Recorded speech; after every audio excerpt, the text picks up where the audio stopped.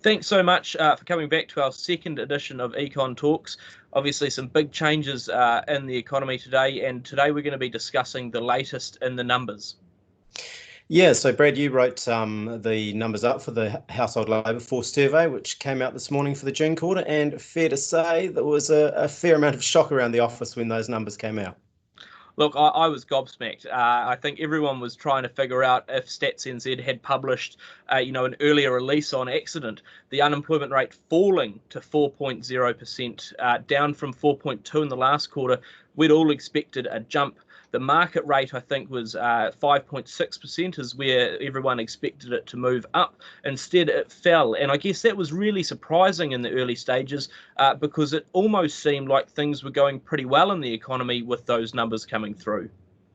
Yeah, and I think, look, the unemployment rate at the best of times can be a bit of a misleading indicator, but it was interesting when you look through a lot of the other numbers as well, whether it was the fall in employment, which was relatively modest, even the drop in hours worked, while they were down 10% from last year, still a smaller drop than we would have expected. So, look, there's some definitional issues and some measurement issues there in terms of the numbers, but I guess the keys for me is one, firstly, how much store do we put by them, even taking into account the way that Stats NZ does their method, and then two, do we think it really means that the labour market is not going to be as bad as we might have previously thought, bearing in mind that a lot of people were still picking unemployment to peak between 8 and 10% prior to today's release?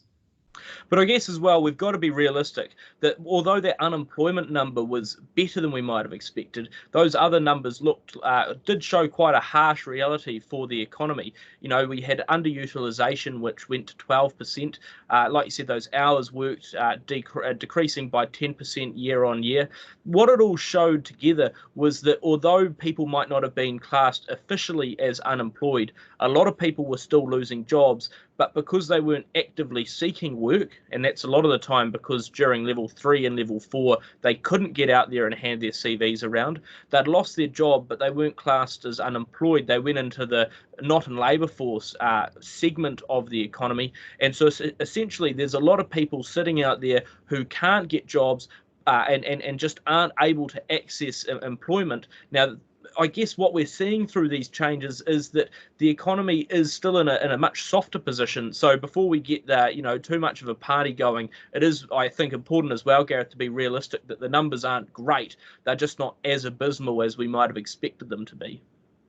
Yeah, I think that's fair. I mean, you do have to give a bit of credit to government policy in terms of the reaction to COVID and the lockdown and the wage subsidy, and indeed its extension. While we might not agree with the necessity of it or the effectiveness of it going forward, those policies have meant that the job numbers, particularly through June and July, the job losses that we've seen to date through that period have not been anywhere near as substantial as we might previously have anticipated. So, yeah, the economy in a better than expected state in some respects, but the key for me will still be through October and November when we start to see what job seeker numbers look like, beneficiary numbers, as that wage subsidy extension rolls off. For me, that's a real key of how weak the labour market is likely to be or end up being through 2021.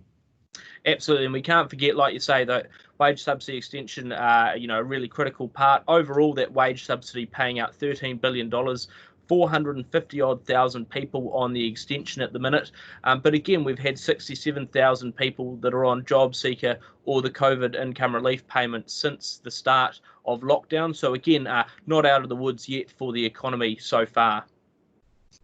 Yeah, that's right. And I think, look, a lot of the feedback we've been having from clients over the last few weeks or people involved in the economy has been relatively positive. It's probably worth talking about that in a bit more detail tomorrow and just exploring, just how confident we are that this sort of hit from COVID is going to be as big as we might have thought a couple of months ago.